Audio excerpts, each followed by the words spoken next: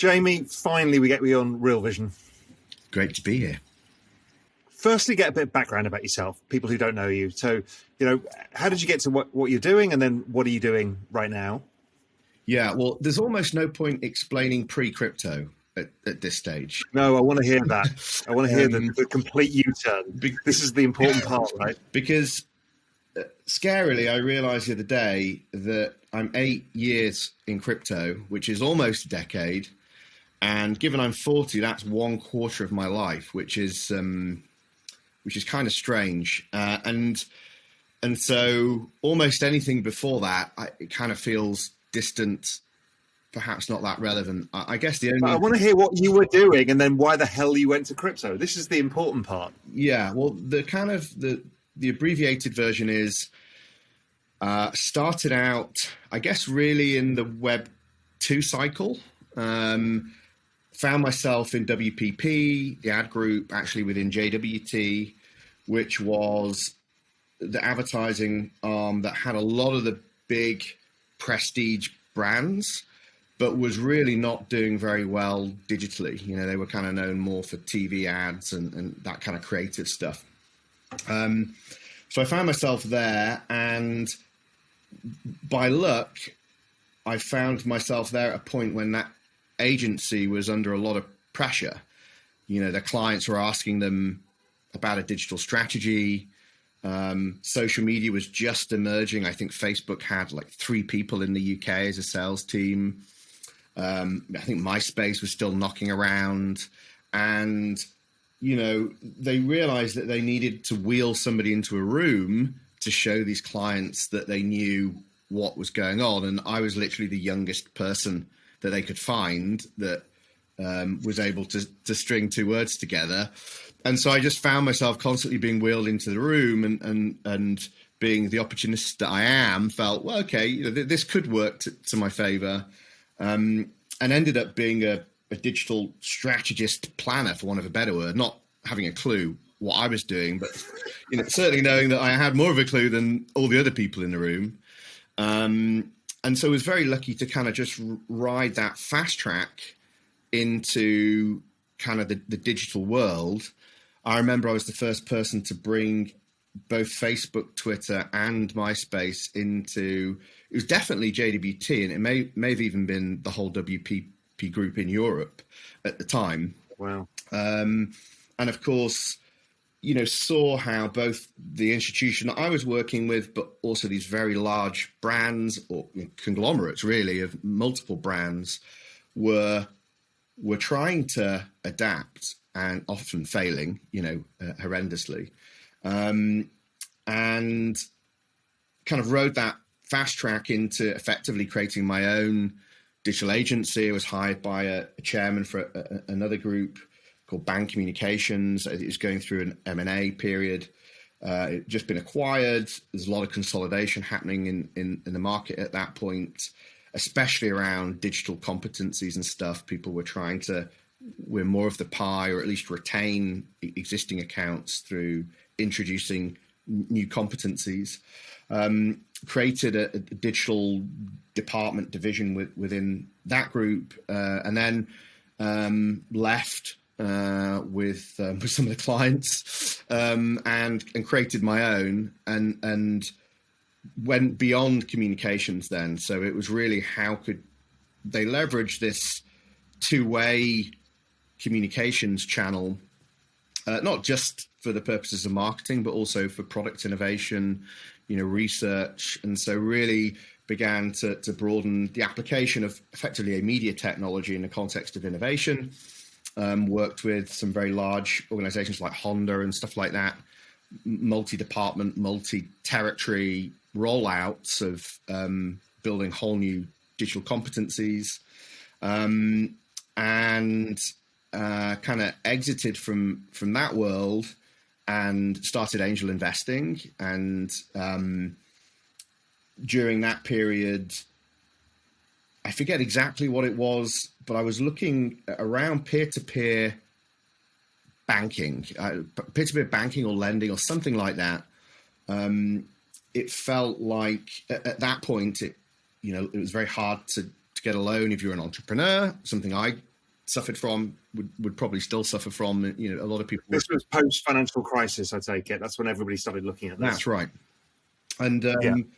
you know, it felt like actually the only way we would, I as an entrepreneur or other entrepreneurs that I knew, especially in tech, would be able to finance our lives, our businesses, our operations would be by some kind of mutualization. The idea that, you know, other people like me or who'd been through my journey or experience could assess my risk profile or my credit profile better than a bank whose default position was, are you in permanent employment? No. Okay, well, and so at that time I was looking at what technologies could enable that, and somehow came across Bitcoin.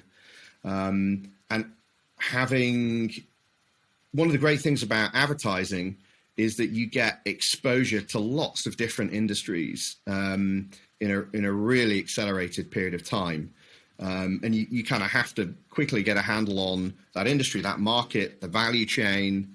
And so having had pretty broad exposure to lots of different sectors, I kind of looked at this fairly narrow innovation that was Bitcoin and felt that it represented something much bigger, that there would be a world beyond Bitcoin. Bitcoin would be very important, but there would be a world beyond Bitcoin.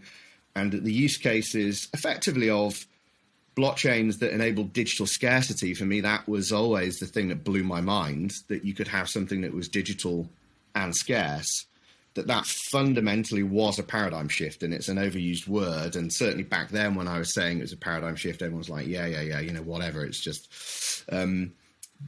but luckily that proved out. And I became kind of more intellectually curious in it. I had no real way of gauging what direction it was going to go.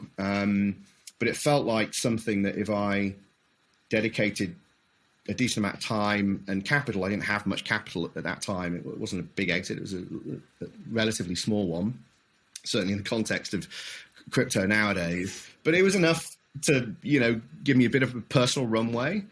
And, you know, very quickly it became clear that I was not going to be able to navigate this alone.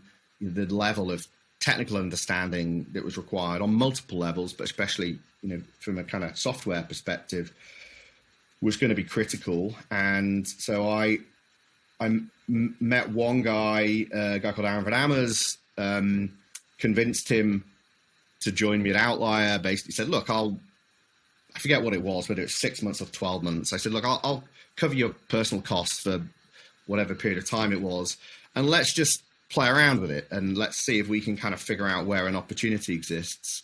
And it was largely through applied learning. I just set him on the code. He largely broke stuff and got frustrated with it.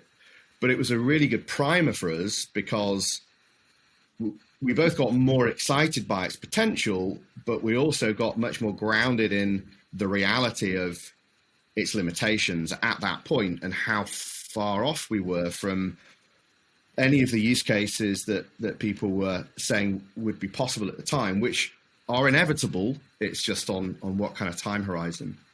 And so effectively we were kind of like a studio model. You know, we weren't really so focused. I mean, we knew that very little would come out of that studio that would go on and have, you know, mass adoption because of the limitations of the technology. If you were really trying to do things on chain and you were really trying to do things, you know, leveraging smart contracts fully, bear in mind, this was pre-Ethereum and then just when Ethereum had come out.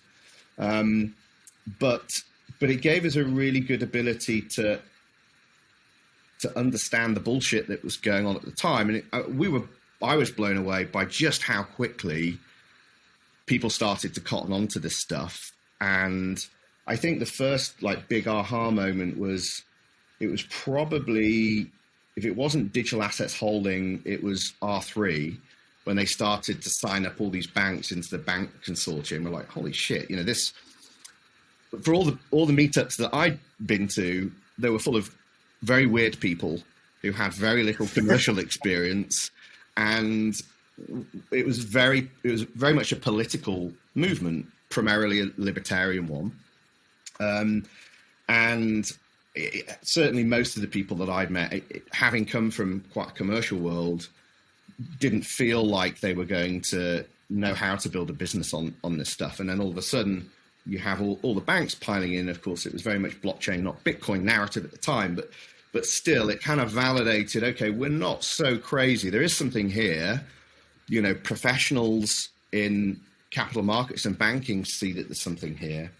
And then away we went, really, you know, and created Outlier Ventures. As I said, Aaron was the first person, and I'd kind of be invited to do the odd panel here and there to a room of 10, 15 people, primarily bankers, recovering bankers, or, you know, people that were still in a gig and doing a bit of angel investing. And then occasionally one would come up to me at the end and say, hey, you know, if I put 25,000 in or 10,000 in, you know, could you help me invest it? And so we created Outlier Ventures. We ended up structuring it as an LLP partnership. So, you know, we didn't try and go raise a fund proper from LP money because there just wasn't really any around. And if there was, they weren't going to give it to me because who was I? Had no experience running a fund or being a professional investor. Was largely a failed entrepreneur, you know, had a moderate success. And we just kind of picked up people along the way, and that the kind of caliber of people that started joining just got more and more impressive. You know, people that had run commodities functions at JP, people from Goldman, people that ran the venture arm at CME. And bit by bit, we do a little bit of investing. But we never had a load of money, you know, so. What the hell were you investing in back then? Well, quite.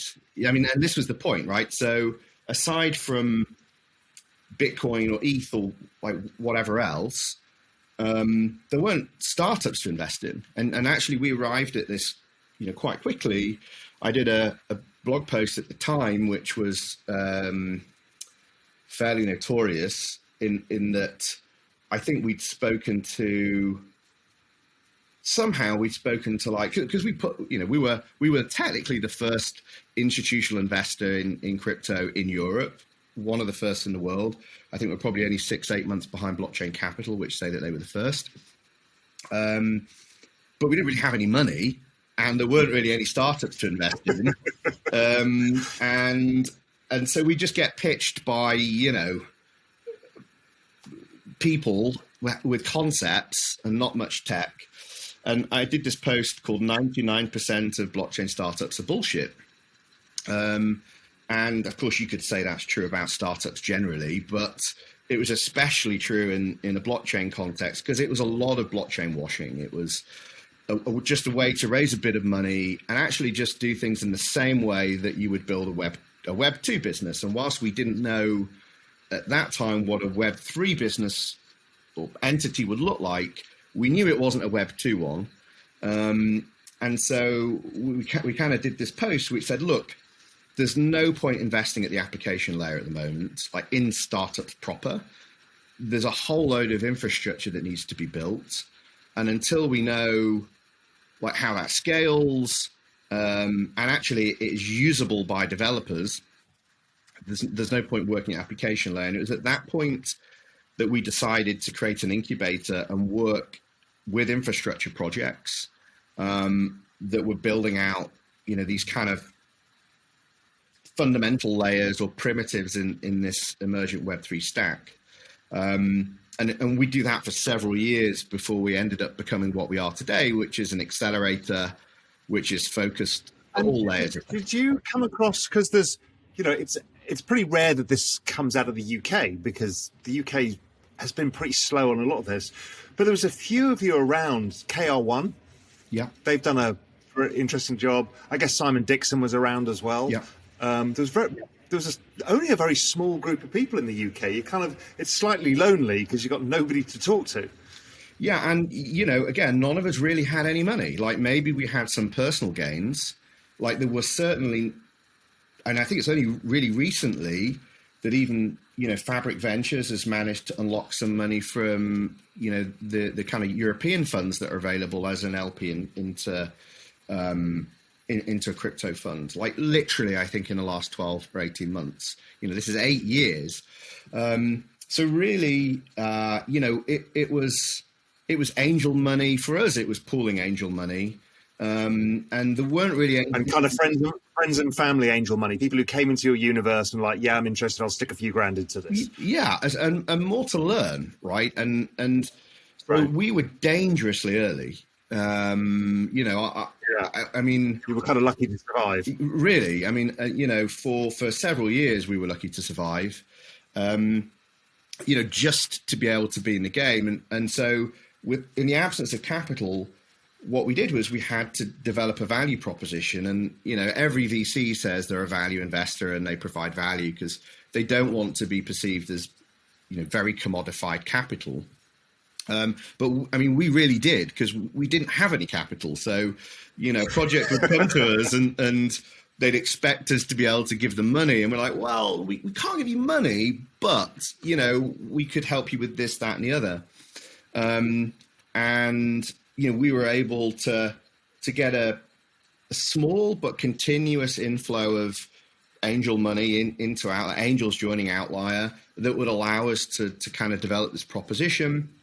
And we knew we had to be very vocal. We had to have outsized media presence, and you get that with this, the power of media. And so we kind of really punched above our weight for a long time from a brand perspective. So we thought, well, look, the only advantage of being early is we have the opportunity to build a brand, a presence, a profile. And if we can just stick it out for long enough, we'll get to the point where the industry's mature enough, we'll be well enough capitalized that this could be a real thing. And of course, you then had the crazy run up 2017, and we all thought we were geniuses, and we like finally made it. And then, of course, you have 2018, and it's like 90% losses, and we're going, was that it? Did we maybe, and we were reinvesting everything, that any gains that we'd made, we got lucky on a few bets. We did really well out of IOTA at the time. We'd done well with Fetch.ai. We're still very, very involved with them. But any gains that we did realize, and we always took venture-like positions, but we reinvested back into the platform. So it is what it is today.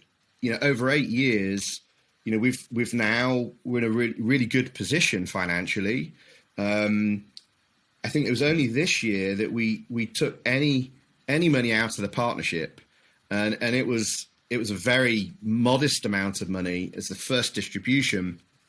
Everything else we've reinvested into the platform to allow us to be where we are with 50 full-time staff, various competencies from token design. You went the same route as KR1 did. I mean, they went public, but you basically didn't run a fund. You created it as a corporate entity and did it out of that, which is quite an unusual way of doing it. We had no other option. There was no other option. Now, interestingly, it worked out really well for us.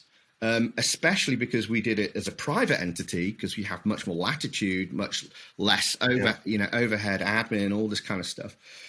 So we were really able to evolve our offering, our service offering, with the times, and always be kind of one step ahead of the market. We didn't have to convince a load of LPs.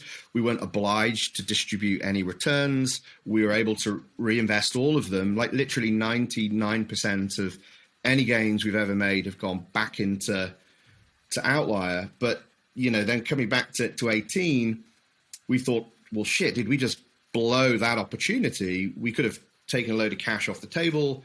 I mean, it wasn't epoch making, but it would have certainly set us up very well, personally, the partners that were in the LLP.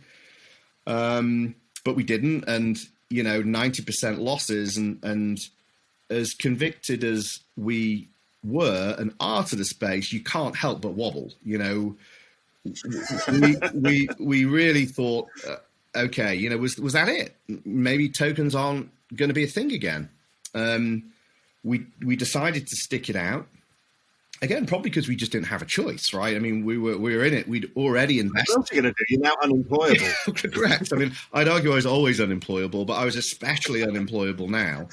And we'd already invested in the brand and everything else. So we stuck it out. We managed to eke it through that winter. Actually, despite it, we were one of the most active investors, certainly in Europe, maybe globally, not by ticket size, but by volume. And we kind of ran this incubator. We were still working very much with infrastructure.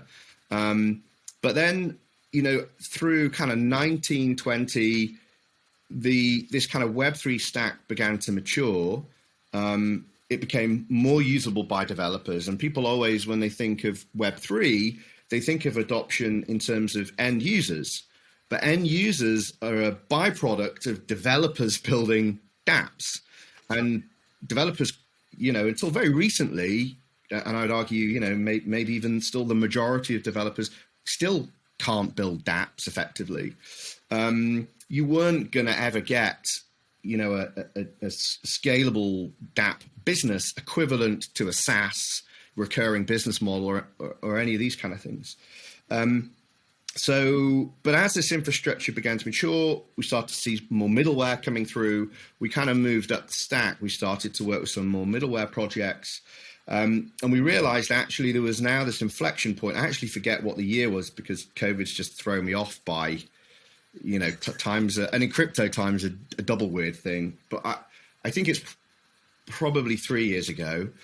We said, okay, it looks like this stack's mature now. It looks like people could really build businesses on top. And we decided to kind of consolidate all of our learning, really. And we'd gone really deep into network architecture and like very technical stuff as well as the business model side. And we said, look, actually, I think now we could build an accelerator. Because, by the way, incubators are horrible to scale. Everybody is deep R&D. Everybody needs something different at a different time.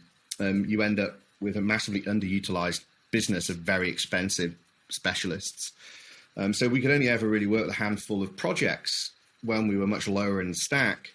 When we could move up the stack and begin to work with middleware application layer, we could bring a cohort in of startups roughly at the same time who roughly needed the same thing. And we could run them through a cohort over a 3-4 month period. And they would be happy and our people would be fully utilized. And all of a sudden we had a scalable business for the first time ever. And we ran a cohort. And were you investing in these companies or were you helping them and getting paid in equity in exchange? Yes, it's a bit of both. So, we were writing very small tickets, equivalent to Y Combinator. It's effectively the Y Combinator model, right? So I think with the first cohort, we were doing maybe $50,000 at sterling a startup. Now it's around about 100, 150, up to 250, depending upon their stage. But at that point, it was really a stipend for the team to go through the program, cover their costs, and then effectively we would help them raise money from our co-investor network of actual funds. But yes, we would unlock 6% equity and 6% of token supply. And, right. That can be quite sizable if you get it right. And so we did a cohort of, I think the first cohort was 5 or 6 startups. It was in the depth of the crypto winter. Nobody wanted to invest in crypto startups. We actually had to de-emphasize that a lot of them were even crypto at all. But we managed to help them get through it and raise enough money that they could get through the winter. And then fortunately, whilst it was pretty painful for everybody in the industry, it got better. We had a crypto spring, and we all thought, shit, actually, maybe we were right. Maybe tokens are still going to be a thing. And it was at that point, I think, we all had a real moment of conviction. It was like, no, this is going to be, if this can reemerge from something like that, 90% haircut across the board, just like desolate winter for 2 years, and then it can still come back, then there's something here. And then from there, really, we just began to scale that accelerator. Everybody seemed happy. The ecosystem seemed to value what we were doing, de-risking investments for other investors effectively. And, the startups were happy with the level of experience and competency that we've built up over the years, whether it was token design, whether it was the regulatory component around issuance, structuring, or just classic startup stuff like product market fit and go-to-market strategy and hiring and this kind of stuff. And then very quickly, we went from one cohort of 5 to a cohort of 10. Then we said, okay, we could do a cohort every quarter. Somewhere in the middle of all of that, COVID hit. And we said, well, we're going to have to virtualize it. Best thing that ever happened to us. We were doing it out of London. So people were having to fly into London, which immediately reduced down the pool of startups you could work with. So we went virtual midway through a program. I think we had a load of people fly from Australia, from LA to be in London. 2 weeks later, okay, you've all got to go back home. Actually, one ended up staying at my house for 3 months because he couldn't get back to LA. A guy called Ryan of Crucible. So he roomed at my house, which was actually a very fortuitous meeting for both of us because it triggered a lot of my thinking in the metaverse, which I guess we'll talk about a bit later. But just to close that off, in that, whatever it is, 2.5, 3 year period, we then went from a cohort a quarter to we're now running 4 cohorts in parallel. We've got our blockchain agnostic one. We've got an ecosystem accelerator with Polygon, an ecosystem accelerator with Polkadot and Filecoin IPFS. We've probably got 10 more protocols that we might roll that out with over the next year or so. And we've managed to work with 100 portfolio startups. It's about to hit 100, or we've probably already hit it. And we're now on a trajectory where we'll double that in the next 12 months alone. So double what's taken us 8 years in 12 months. That's, I think, also reflective of not just where we're at as a business, but the market. I mean, it is exponential. I know that's a term you use often, but I mean, it really is exponential. But what are you going to do when capital dries up again? Because capital dries up all the time in all markets, right? Periodically. So you're running a bunch of this, you're putting the capital in, you're not realizing any gains because you can't, because nobody's exiting yet because you're early in the ecosystem. So cut to 2023, and let's say the space is not down 90, but it's down 50 and there's nothing going on, and capital dries up. How do you deal with that? So, this year for us was a step change. I think for us and for the industry, a lot of our peers, for a number of reasons. So, I mean, specific to us as an organization now, of those 100 startups that we've worked with, we've helped several of them launch within a week or a month at $1 billion network value. Bearing in mind we have 6% of that. We have several around the 250 to 500 mark, fully diluted market cap, which isn't perfect. They have different liquidity, but it's a measure. We have a maturing portfolio in that really it's about the level of liquidity in that market. It's not necessarily how it's priced, because you can have something that's very thin and priced extraordinarily high, but it's no good to anybody. So we've got kind of this blue chip emerging within our portfolio that we will gradually exit out of, never entirely, partially, over venture-like period of time, 10 years, 7-10 years. We've now got a diversity of portfolio. As I said, we've got 100. We're now launching a new token. I think it's every 2 weeks for the next 7 months. We just had one go live, wow, which was Block Smooth. I think that went out at $500 million. We've got several that we think could hit the $1 billion mark. So now that's generally, so we're well capitalized enough now. We're good. Our runway's good for several years. We don't need any external money, although we have been taking in new strategic partners, which has given a capital injection. We're about to announce some very cool things in the next week or so.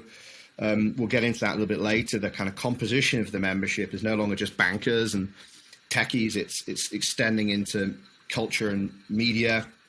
But the things that changed for us and then the wider industry is a number of things. So, of course, we did have a recent correction. I think for us, it was about 70%, 60 to 70% across the board. That's mostly recovered now. Now, what was really interesting was, it recovered. And I know you and I have had a conversation about this offline. You came on my podcast as to why. But the really interesting thing is that not only did it recover, but remember, as an accelerator, we're operating at the pre-seed seed stage. Last time that happened, all money dried up. Nobody was allocating into crypto. When this happened, nobody stopped allocating. So the projects in our accelerator continued to raise as if it never happened at very aggressive valuations, in line with the market, actually at a premium, as you'd hope, going through the accelerator. Several million in rounds of very low due diligence from projects. They're kind of called party rounds. People just pile in. Everyone's assuming the other one's doing DD. And if it's gone through our accelerator, people are comforted knowing that, at least we've done DD. That was unabated. It didn't stop at all. And so that was the first time I've ever seen that. The venture market, especially the early stage venture market, was immune to what was happening in the secondary market. And every week a new fund launched throughout that period. $200 million fund, A16 with $1 billion fund, specifically for crypto, not a pocket of money in a general fund, specific crypto money. So for me, that was something that's different. It's like, actually, we're now at a point where we have a maturing ecosystem of capital coming into the space that is committed to the space, as committed as we are. So the second thing is that we noticed that our portfolio, our holdings, weren't as correlated as before. So we noticed price movements among them that seemed to be based on something other than market go up or market go down. I wouldn't necessarily call it fundamentals. I still think we're probably, some way away from that. But things were increasingly being driven by actual product roadmap releases or meaningful, tangible things happening in the network. And that's the first time I've noticed it, and it's continuing to happen now. And so for me, that shows a maturing capital market is beginning to allocate capital in a bit more of a considered way from what's happened previously. So as an institution, we are now set up for the next 10 years. It's just how aggressive we want to be and how aggressive is it sensible for us to be. And I think there is a maturing industry, maturing capital markets at all stages now. We're noticing typically late stage venture coming much, much earlier into the cycle, wanting to get much earlier exposure. And, we're really lucky to be able to say that we're now at the point where we could survive another correction. I would hate there to be one. I actually don't think there will be one as steep or as prolonged as the crypto winter of 18. But as you know, it's going to be choppy. It's going to be volatile because we're not reliant upon day trading or, we're not reliant upon liquidating positions to finance ourselves. I like to say we're now evergreen. And I think that's really reassuring to the projects going through the accelerator because, we can honestly say, look, if it's a bull market or it's a winter, we're still going to be working with 100 startups. Okay, it might be a bit harder for you to raise money. You might have to lean on equity a little bit more in the beginning. You might have to push back that network launch that you were going to do.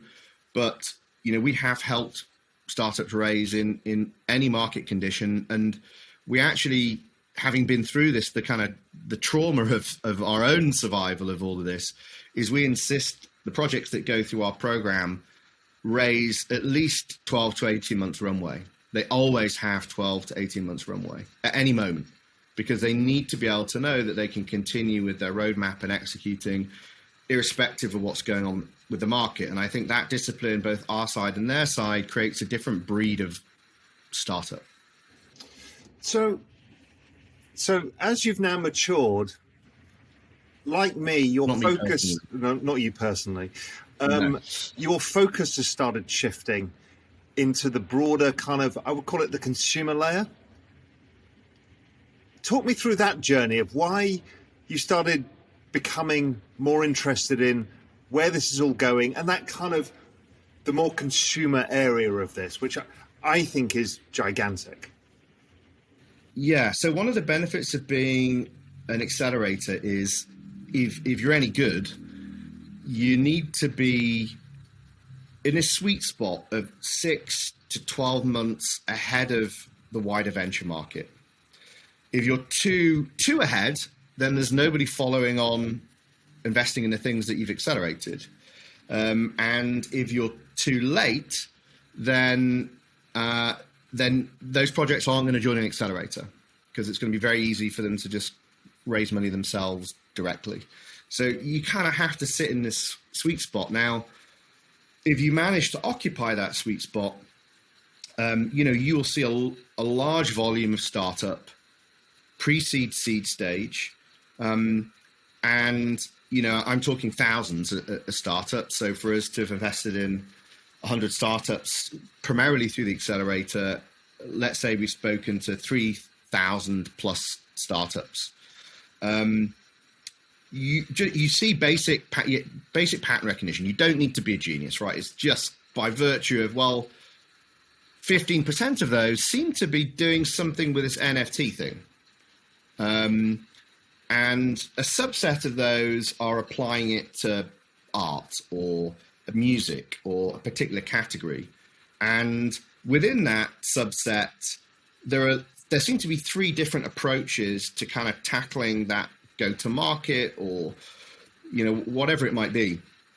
And so just by virtue of doing that, of being an accelerator, we have this head start.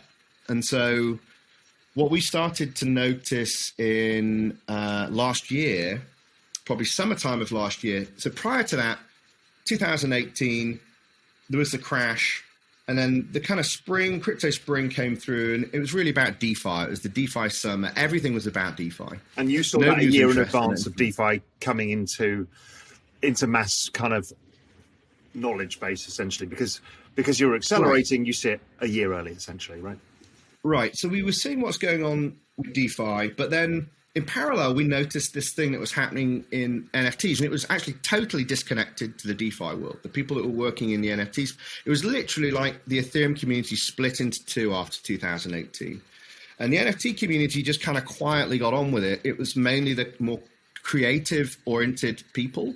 And they were kind of doing these weird things with crypto kitties and everything else, and we're aware of it, but didn't really take it that seriously at the time, primarily because nobody else was really investing in it. So there's no point in us accelerating startups in it. But then we started to notice more and more projects, really interesting projects with great founders. We're not just building a basic product, but we're starting to get adoption.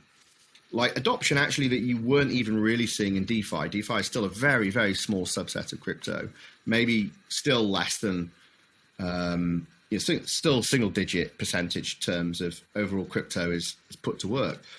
But we started to see actual user adoption.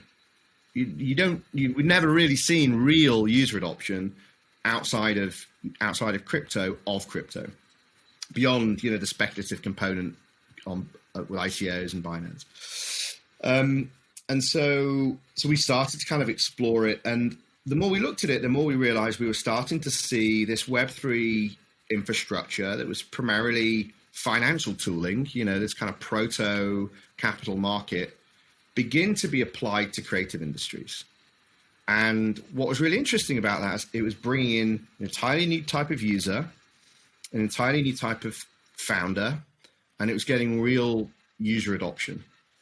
And so we began to think about what that meant for crypto, what it meant for Web3, how that would translate into 2021,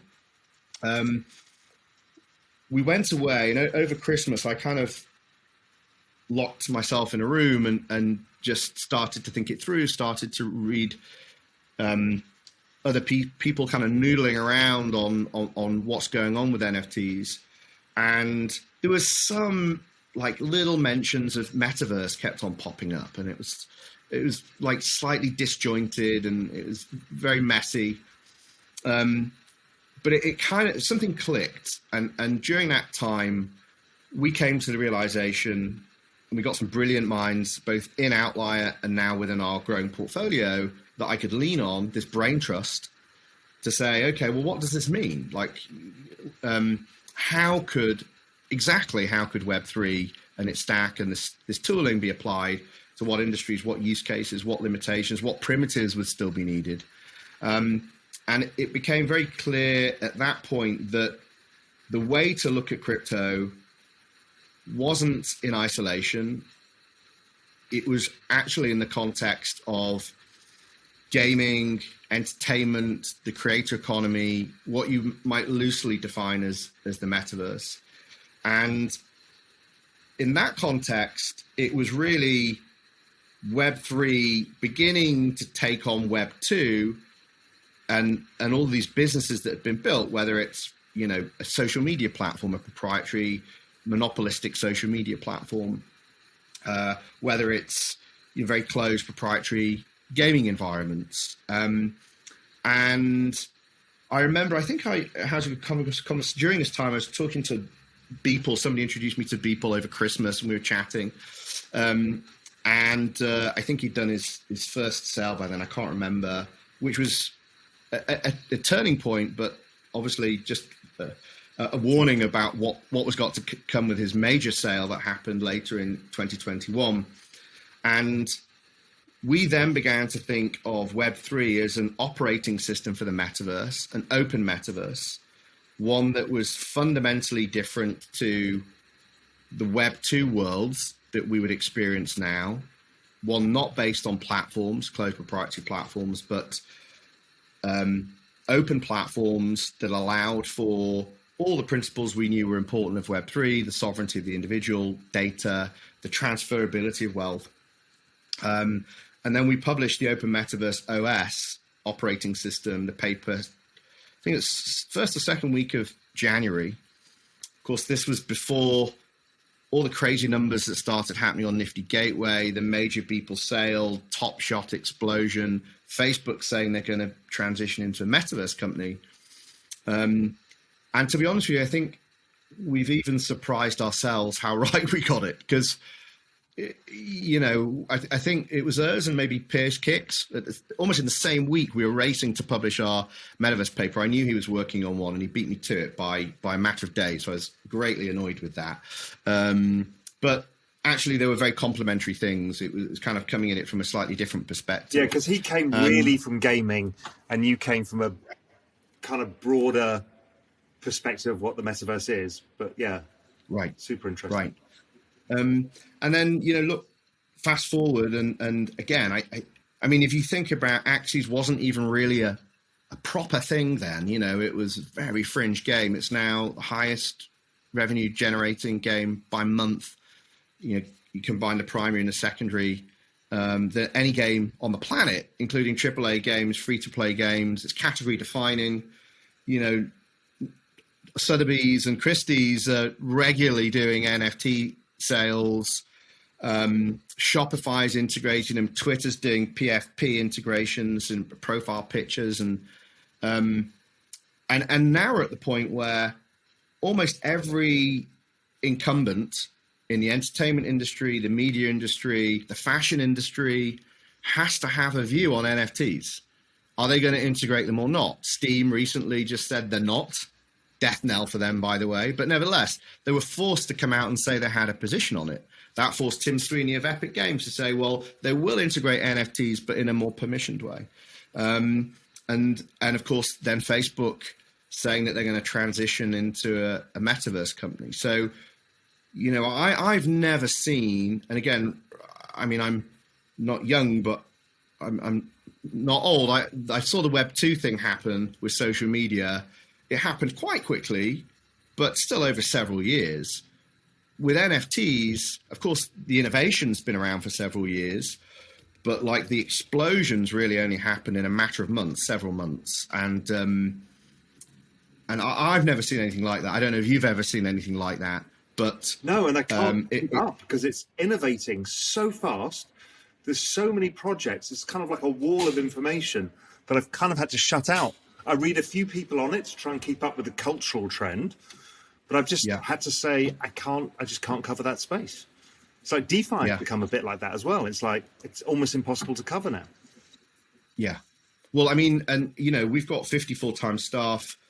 We've got a co-investor network of 1,500 people. We've got a portfolio of 100 founders, more because often have co-founders. And even with all that brain trust, and really an accelerator, you're a facilitator of a network. If you're any good, even we struggle to keep up. I mean, it is almost an impossible job because what you're seeing now, and this is what really excites me, or two things actually. So for the first time ever in 2021, most people in my personal network who haven't had a fucking clue what I've been doing for the last 8 years finally understand it in a way that they were never really going to go to Binance and buy a ETH. Like, well, what's ETH? Or, they didn't really sit around thinking about money. They were busy just trying to do what they got to do, survive, pay the mortgage, keep their job. All of a sudden, the principles of Web3 and crypto, people are arriving at it through NFTs. NFTs are the gateway drug because people understand collecting. They understand, oh, well, actually, the internet broke a lot of things when they became digital. They lost all value. Music, for example, pretty much lost all value as an asset. You can stream music unlimited for the price of a coffee, and most artists, including the fat tail, don't make any money from it. They have to tour. That's because digital makes things infinitely shareable, infinitely copyable. It's practically worthless. You're really just paying for the experience of consuming that free thing. All of a sudden, you can now have a digital LP. People get that because people are still collecting LPs. Oh, well, sure. I mean, I'd love to collect a 1 of 20 with some nice artwork issued by the creator. I know only I've got it. I have this direct connection now with the artist. That just transforms the whole music industry. It actually reinstates it, but not only reinstates it, it gives the means of distribution and the means of financialization to any creator on the planet, big or small. Also, it gives access to capital to everybody because your fans become your capital. So if you want to go on a world tour, before you'd have to go and fund that. Now you can actually do it from your fans and they can participate in the economic benefits of a tour. And it's that kind of, and the other big element of it that really dropped for me was just understanding that culture is now the investment. Right. I mean, that's big. And why I got to the metaverse is probably like you did. There's too many moving parts now. I need to frame it in a way that makes sense, that then you don't miss things as they come because you've kind of got an end state of where you're going. And none of us have a final end state of the metaverse. It's like this kind of digitally fluid world where we're moving into. Just having that metaverse in your head gives you an event horizon, where you're going to and what's going to be relevant and how it all fits in. So it's kind of using the macro framework because it's just moving too fast otherwise. It's a great way to put it. There's different ways of looking at the metaverse, right? So, and the interesting thing about the metaverse as a concept is it's been pretty persistent, right? I mean, it was in vogue and out of vogue. It's now back in vogue. But like memes are important, narratives are important. As a marketeer, somebody that worked in an advertising agency, that's just something, I understand the discipline and the power of storytelling. And so the metaverse is a narrative. It's anchored in science fiction, and that's been exploited in different media that most people are aware of. If they haven't read the book of Ready Player One, they probably watched the movie, or they've seen some dystopic version of sci-fi, which gives them some framing of where the digital and the physical become a little bit blurred. Most people get that. Now, that's really helpful if you've, as you say, have an event horizon that everybody has a general understanding of. It also serves as a contact language. So, I think the reason why this space is so exciting and overwhelming is you're seeing the convergence of culture, finance, and tech. And each are compounding and reinforcing one another. And the other one I always throw into that is behavioral economics, which you'll understand as an advertising guy. Tokens and human behavior, all of these things come together to create this ridiculous network effect. Right. Well, you now have an incentive, really powerful incentive mechanism to coordinate distributed systems of people that don't have to know one another, but that can build powerful network that can collaborate. And, I think the one thing I'm trying to wrestle with is it feels like, and I think this has really been brought through with NFTs and what we're seeing around the community component. NFT is almost the social layer. I argue they're kind of a social media without a platform. They're kind of the social layer to Web3. They're actually atomized socialness in a way, belonging, community. They're the kind of glue. And as you say, that can be quantified, objectively quantified. It can become collateral. It can be financialized. I can begin to borrow and lend against digital value that is otherwise pretty meaningless or trapped in a platform. Yeah, because I thought that in the past, brand was an intangible. And now brand is intangible. As you say, you can now borrow against it. You can lend. You can do all sorts of stuff. Right. And so, but like coming back to this idea of it being a contact language, you've now got a way in which the creative industry can communicate with people from the financial industry, the way that they can communicate with technologists, coders, people that wouldn't normally be able to communicate and work together and collaborate, especially not in a distributed sense. They now have this framing of the metaverse. That's why I think it's stuck. And I think that's become really powerful. I also think that, to your point around having an event horizon, it becomes important because I actually think it's not a destination. That's why we don't need to really define it. It's a process, right? It's the blurring of the physical and the digital, and so we are already in the fighting over. Is it this Facebook world? It's not. It's all of them. It's everything. Right. It's the process of that blurring between the physical and digital. Does it require ubiquitous AR? No.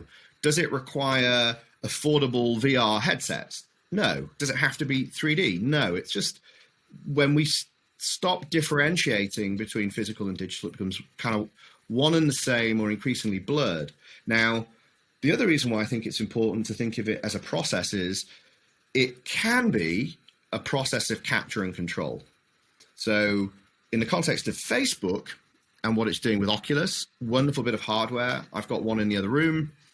However, it is capturing biometric data from how my eyeballs respond to visual stimuli that I'm not even aware of, the holy grail for somebody that wants to know how to trigger or what I like and what I don't like. It's 3D scanning my room as I'm playing with it, every room, the objects in that room. It's like the ultimate advertiser's tool. I just basically brought this thing into my house, into my body.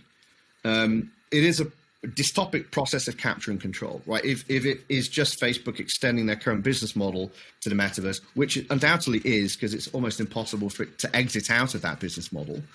And so we need to be aware that the metaverse is here, it's happening. It could go in either direction. I don't want to be utopic about it and say, well, the open metaverse is going to be perfect. Of course it's not. It's a permissionless, open innovation system. I mean, God knows how that's going to end up. But it's full of humans, and humans are fundamentally flawed apes with guns, generally. Right. Now, but what we do know is that there are some principles in its DNA, and those are this transferability, of value, the sovereignty of the individual data wealth, all the things that I kind of just mentioned. And you can see that now in NFT platforms. I can mint something on an NFT platform, but nobody can stop me taking it off that platform and selling it on another platform in OpenSea. Nobody can stop me putting that as collateral in DeFi and borrowing and lending against it. So I think that fundamentally breaks the Web 2 model. I think that Web 2 can and should experiment with NFTs, but it is a Pandora's box. Once it's open for them, it's a gradual and then probably rapid decline. But when we published the Open Metaverse OS, it was also this rallying call because we described it as a spectrum. Of course, in crypto, there's always been this thing around decentralized and centralized, which often isn't that helpful because no one project is centralized or decentralized. It's generally comes from Bitcoin people who want to argue everything is less. I mean, centralized, right. It's just a dial. And right. It has trade-offs. Well, and also it's multi-layered, right? Is it the security of the network? Is it hash power? Is it the governance layer? Is it the capital wealth distribution? I mean, there's so many different ways of looking at centralized and decentralized. But it's a helpful tool, it's a helpful proxy. And so we kind of said, well, look, let's imagine that there is an open and enclosed version of the metaverse, Oculus being the closed one, Fortnite being the closed one, and Decentraland and CryptoVoxels and OpenSea and everything else being the open end of the spectrum, like very crudely put. And we did break that down across the whole stack as well. So it wasn't just the world, it was looking at the kind of compute and storage that they're using. So are you still using AWS, even if you're a decentralized network on many other levels? So but what was interesting about it was, and this is something I'm still wrestling with, so we said there's open and closed, and we said obviously we're for open, we think open's better, and then probably around about the time that Facebook came out and said they're transitioning into being a metaverse company, I actually kind of dismissed them out of hand because I felt that if you aren't, so what is the metaverse? Firstly, there's only one metaverse, singular. For it to be the metaverse, it has to be meta to all else. I believe that the most important characteristic of the metaverse was it was an open economic system that unified verses or worlds. I felt for me, the only thing that's even close to that is crypto. So for me, the metaverse has to have crypto in some form for it to be the metaverse, to allow for this transferability of value across worlds, versus. And so I kind of felt that if you're not connected to crypto, be it NFTs or fungible tokens or cryptocurrencies, whatever it is, then you're not actually part of the metaverse. You've just built a great game. You built a really immersive VR headset. Yeah, you built a digital experience. Fine. Yeah. Now you can have millions of users, but it's still an island. It's not connected to anything other than itself, and therefore the only way that could be the metaverse is if it ended up becoming so big and successful that it consumed everything else, which I think is unlikely to happen. Of course, that was kind of the premise of Ready Player One, but I actually think it's almost impossible that one company alone could do that, no matter how great this world that they built was. But actually, in probably the last quarter, maybe even less than that, again, time's a strange thing in this space, last couple of months, I'm actually starting to think that we might not have got out of jail that quickly. And I think there's a real threat that if we look at what's happening in wider crypto, especially in the US context, where most governments now are pushing the CBDC, and that's great, they should. I think that has a place. I'm not necessarily opposed to it. But, I mean, they're very much pushing it as an alternative to crypto. They're trying to clamp down on crypto. They're trying to push forward their digital currency. And in parallel, you've kind of got the Facebooks of this world that tried to do cryptocurrency with Libra got neutered immediately because they can be captured. They can be controlled in a way that Bitcoin can't, the way that ETH can't, the way that proper crypto can't. And of course, Facebook, like all others, will be coerced. And I think that if you look at recently, just in the last week with WorldCoin, pretty dystopic stuff, right? You know, you get a free airdrop of cryptocurrency backed by the world's leading VCs, just scan your iris. Don't worry, we've got a clever way of protecting that data. But by the way, you know, this is biometric data in parts of the world that still experience genocide. You know, they are literally rolling this out in, you know, parts of Africa, Southeast Asia. And I think when you combine all of these things, I think there's a high probability that there will be a permissioned metaverse. So it will be meta because it's bigger than just Facebook, bigger than just Amazon, potentially bigger than just Epic. But it will be regulatory compliant. It will be fully integrated with CBDCs. It has millions of great product developers, billions of users, and regulators love it. And I think that that's going to start happening. And I think that given most people currently are still either lazy, they prefer faster, quicker, cheaper. So they'll always go for experience or cost saving. Free, you know, how do you wean people off free? Because of course everything in crypto has some kind of cost to enter. Once you're in it, you can generate a lot more money, you can earn an income, but there's a cost to play. You've got Web 2, which is free to play. We'll even airdrop, you know, some tokens. Just give us your iris. I think that's a very real and present danger. Is it a danger, or is it just part of the bigger context? Because the bigger you think of the metaverse, it's kind of like the world that we live in. We have digital sovereign states. We have sovereign states, sorry. We're building digital sovereign states. Facebook, as soon as it gets a currency, is one of the largest digital sovereign states. You know, I heard Rick Reeder from BlackRock talking today about Microsoft and can't remember who else it was, revenues. You know, these are larger than most countries. I mean, these are essentially countries, and Web 3.0 turns these into actual countries, basically, because you can have your own set of rules, your own set of currency.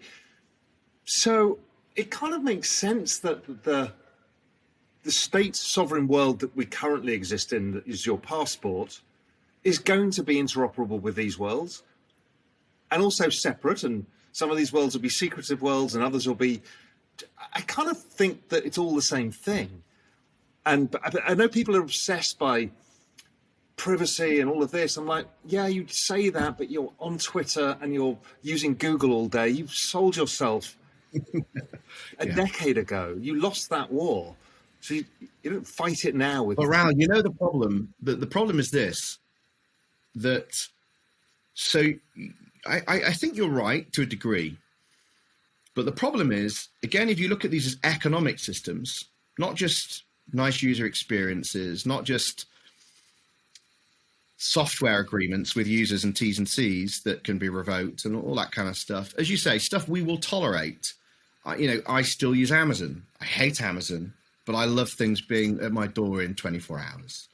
I hate Google, but it gives me the best search results. And, you know, I don't use Facebook anymore because I like to think that I'm younger than I am, but it's boomer tech, but you know, we'll tolerate all of these things, right? The problem is, and that's okay when it's just a software, but what we're talking about is an economic system, and the economic system of that permissioned world is based on fiat. Yeah, but this is so. I get where you're going with this, and here's where I would say.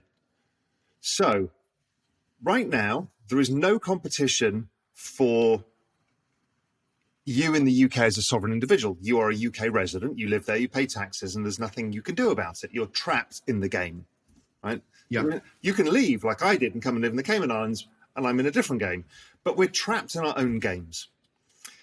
But when you make it digital, I've only just thought about this, just listening to you, is when you make it digital, you've leveled the playing field because we can live anywhere. And so therefore we get the freedom to choose the economic system we want to spend most of our time and resources in.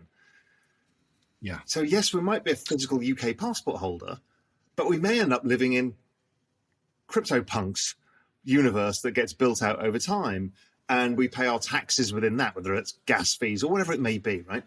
So if that is true,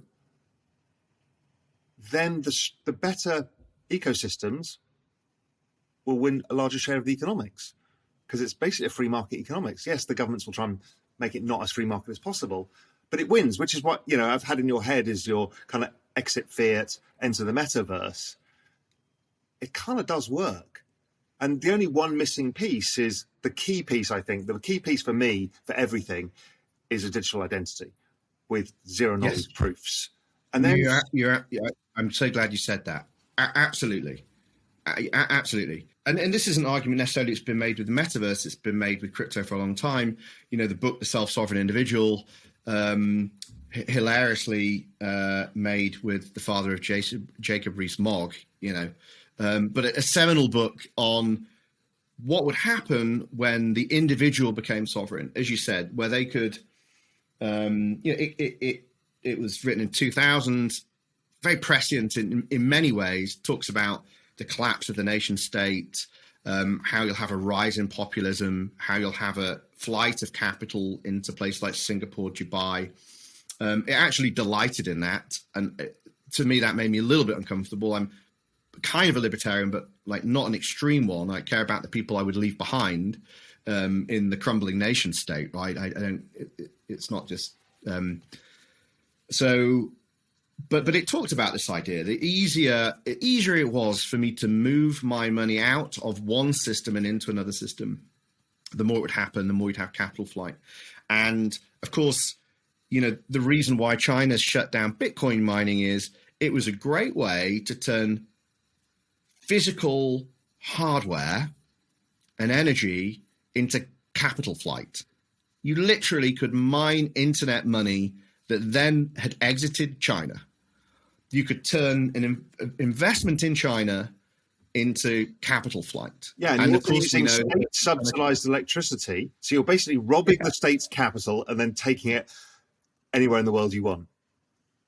Right. So, of course, like with every other form of capital flight that they were trying to limit, this was one of them. And actually, I think it was a big inflection point. For me, it's a bad signal on China because they knew that they had leverage over Bitcoin. They knew that they had leverage over effectively probably one of the most important treasury instruments of the of crypto, the global digital economy, of the metaverse.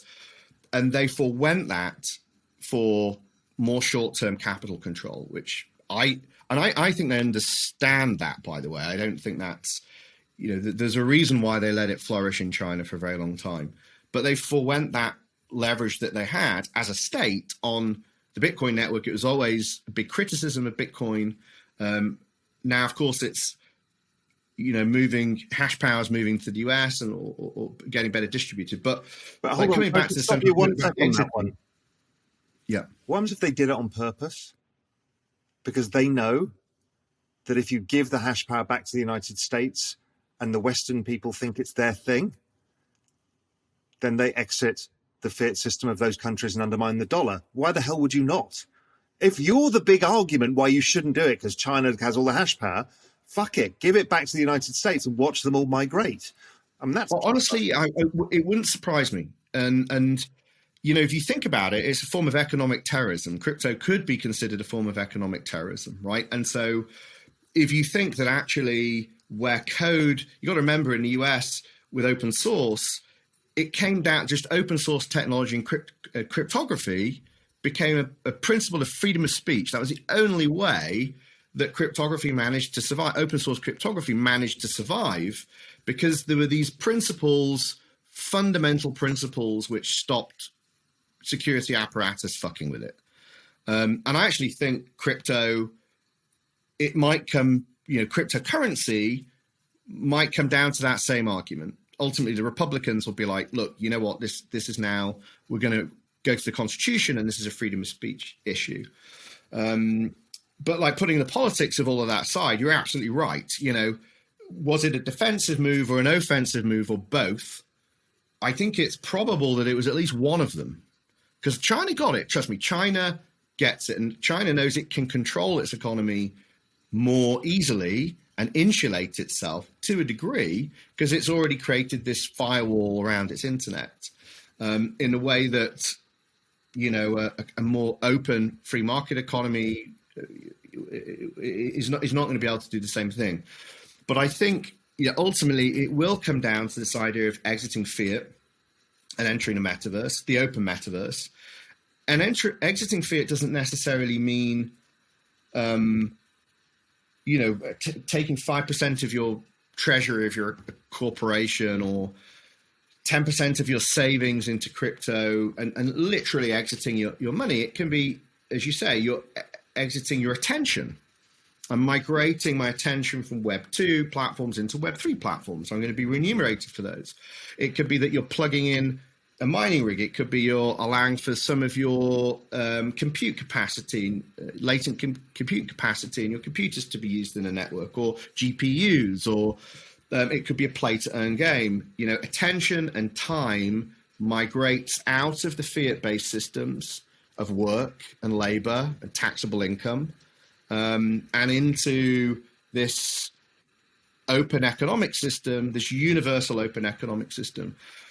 And this is a totally arbitrary number, but I honestly think that if you think about the economic super cycle that is the metaverse, there's a very good argument to say it could be 10 times what China has been to global GDP. The question is, how do you tax that? And this is the big question. At what point? At the moment, I think it's about trying to stop people, generally, masses of people migrating for whatever reason. I don't mean this is like a conspiracy. I just mean, you know, that there might be genuine concerns about it. I mean, basically, the UK wants its fair share of tax because you physically inhabit the UK, right? You have goods and services. You have a societal contract of which you're all trying to uphold, right? That's basically what it is. So that's all they want. But these other sovereign states, these digital sovereign states, are going to take their own tax. Whether that's ETH gas fees or whether it's whatever it may be, right? But look, I don't know about your network. I live in a market town, small market town. And maybe it's just because people like know me here that I'm involved in crypto, but I would argue 25% of the UK now currently has a holding in crypto. And it's not just limited to a particular demographic. Of course, it's probably not people over 70. Maybe it's not people over 60, but pretty much everybody below that is asking about it, buying a little bit. And that's just crypto. That's not NFTs. The minute NFTs start coming along, you end up with this thing you've got to do something with. Okay, well, I've got this collectible thing. I want to go and sell it now. Well, what's USDC or what's ETH? And once you bite that, then you go down the rabbit hole of the value of something that isn't fiat, the difference between something that's not fiat or originating from a Web 2 platform. And I think very quickly, especially if you just even look at gaming, you have billions of dollars being generated, billions of users. The minute people can start earning an income from gaming or an equivalent form of play, whether it's play to earn or some other category that comes out of this, governments will want to tax that as income, not just capital gains, but potentially even a form of income. And once that's a sizable amount of the population, voting population, I think then you start having really interesting conversations about, well, what is the state and the fiat system and the people I vote versus this global universal economic system that I'm part of, that I'm earning an increasing amount of income. And I don't know where all that goes. No, and you're probably better qualified than me. You know, I'm a big fan of the book, The Fourth Turning. You've heard me talk about it a lot. Within that, it kind of suggests that at this point in time, all the institutions that we have used for the last 50 years basically get disrupted and changed. And I think this is one of these things. I don't know what the outcome is. It's like, I don't know what the grand compromise is in legislation worldwide for crypto regulation, but there's going to be a grand compromise, and it won't be based around securities laws. I don't know what it's going to be. And I don't know how this tax thing, I've been thinking the same thing through. I just don't know, but I know it's going to change. What we think of as a state is not going to be the same thing in 20 years' time. And we're making those steps towards it, whatever that is. I agree. And I also think that, I mean, you're right. It's not just the state, right? It's the corporation. The way that we organize economic activity is changing. Like, will it be a DAO? I don't know, but it'll be something like a DAO. And again, one of the really interesting things, I was speaking to, I have a podcast where I speak to founders in the space.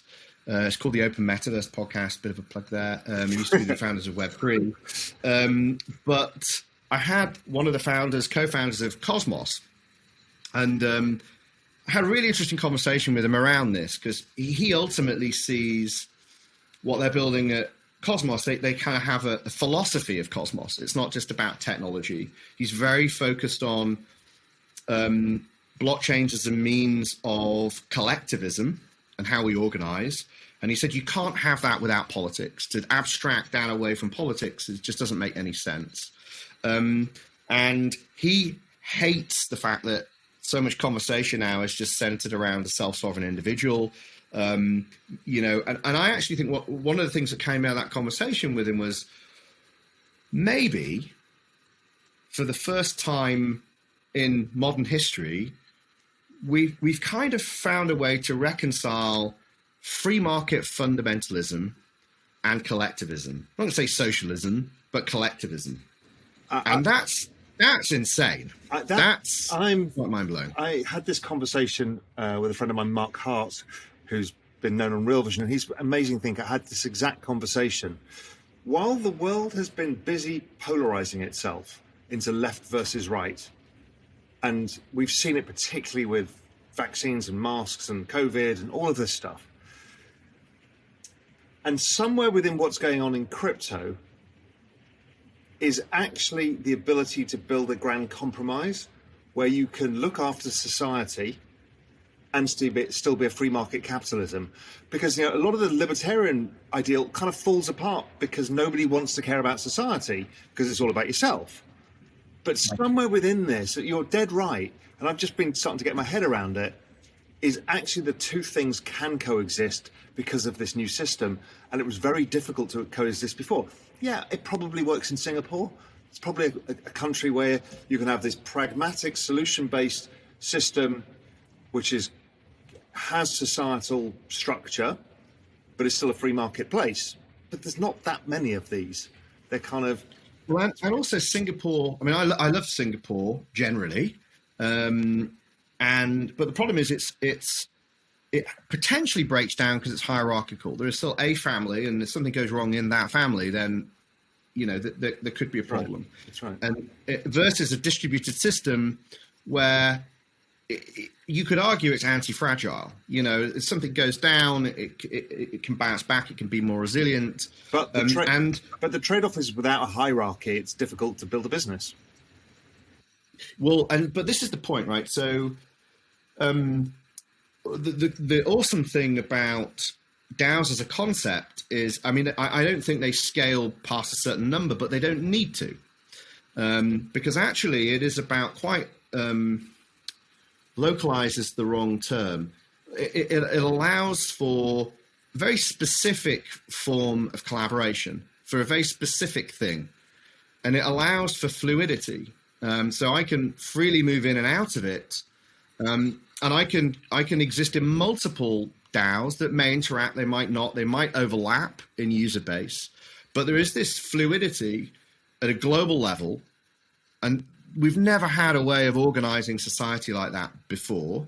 That could be for common good, it could be for commercial purposes, it could be for communal ownership of assets, real world or otherwise.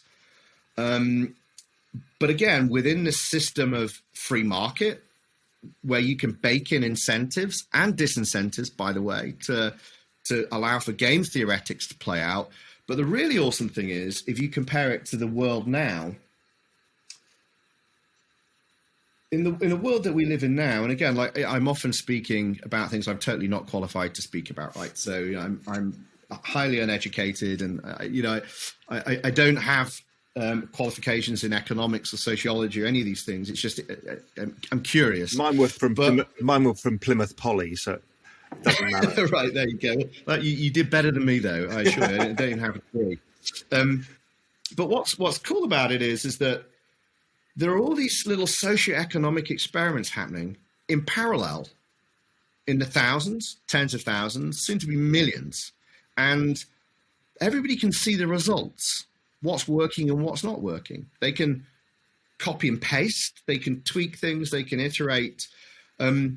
We've got almost unlimited chance, even just accidentally, of stumbling upon an economic system that is optimal, maybe not generally, but specifically for a certain thing, versus the current socioeconomic systems that we work in, which is generally pretty uniform, one experiment. Maybe there's a slight variable between China and the US. You could argue it's probably not that different than it might first seem in the context of all the variables that you could have. And it either works or it doesn't. And if it doesn't, it breaks down catastrophically. Here, we've kind of got this sandbox. And this is why I just don't understand how you can be an economist and not be excited by this. It blows my mind. But they're not even looking at it. Sure, the behavioral economists get it, but economists are still busy building models about a world that never worked. The models never worked because they all made assumptions, and the behavioral economist, which is kind of at the edge of psychology, or it's where psychology, sociology, and economics all meet, they figured this out a while ago, and they will be going, fantastic, here's data on a massive social experiment. And as you said, millions of these bloody things are going on. I mean, all I can't get my head around is, as we're talking, thinking things through, is what a time to be alive. I mean, how lucky are we to see what is going on? And I know a lot of people start this cynically, but after a while, once you get into it, you realize what an extraordinary time of change. And we can fashion that change, we can be part of it, and we can benefit from it. It's just amazing. I honestly, and especially running an accelerator where you're at sort of concept stage, right? Blank sheet of paper with a founder, brilliant founders, and they're thinking about, how they could design the system. And then you go and see it's $1 billion network in 12 months, and it's got nodes all around the world. And we get to do that. We've done it 100 times so far. We're going to get to do it another 100 times this year. I can't imagine doing anything else that could be remotely as interesting. I find it quite creative. It's not about, okay, great, you found product market fit. How can we throw more money at it to scale? That's really valuable. I'm awful at that. That's operationalization. But creatively thinking about, well, what are the business models and, how could we do the go-to-market? It is just, it's honestly like a dream. And the fact that we can make serious money from it as well on a horizon that is just totally different to classic venture, where you'd have to wait 10 years to maybe get an exit. We see liquidity, we don't necessarily take it, but we see liquidity in anything from 12 months. We've have had it as soon as 6 months. We had one project that went through our later stage program. We worked with them for 6 weeks and they launched a network, and it's gone on and be incredibly successful and generated a lot of value for us. So, I mean, it really is an amazing time to be alive, but it is also it is also overwhelming. And I will flag. I don't know if you feel this. I'm glad I'm experiencing this now at 40, not at 20 or 22 or 25, when I didn't really have like the personal foundations to handle both either the money that comes at you in this space or, being able to kind of just unplug from something, because mental health is a really serious issue in this space. People are really struggling. They're overwhelmed. The dopamine hits and the fear of switching off for a day and missing things is insane. It's an exponential asset class. How can you possibly keep up with a exponential asset class in a market that never sleeps 24/7? Yeah, because we can't exponentially increase our knowledge base at the same speed. And that's the gap we're all feeling. And I think what's going to happen is we're all going to bifurcate. We're going to figure out what it is we want to focus on, or we do what you and I have done, is create a generalized conceptual framework of which, okay, I don't need to know the detail now because I'm going to make the bets on that end goal. Because if not, it's just impossible. Jamie, listen, fantastic. Go on, tell me one more thing. Well, I was just going to say, before we close off, because you mentioned it, and I really was glad you did, and then we kind of went off somewhere else. But this point around identity is a really, really important one.